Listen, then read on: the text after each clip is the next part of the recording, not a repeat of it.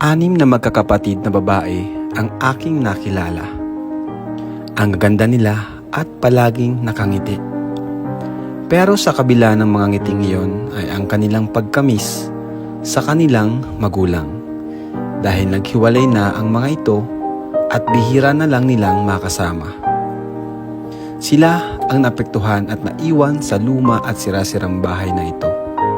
At wala pang CR. Ganun pa man, hinandugan pa rin ni Lydel ng awitin ang kanyang ina ngayong Mother's Day. Lahat ibibigay, lahat gagawin mo.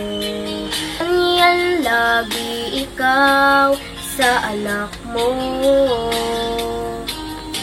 Patawad ay lagi sa puso mo.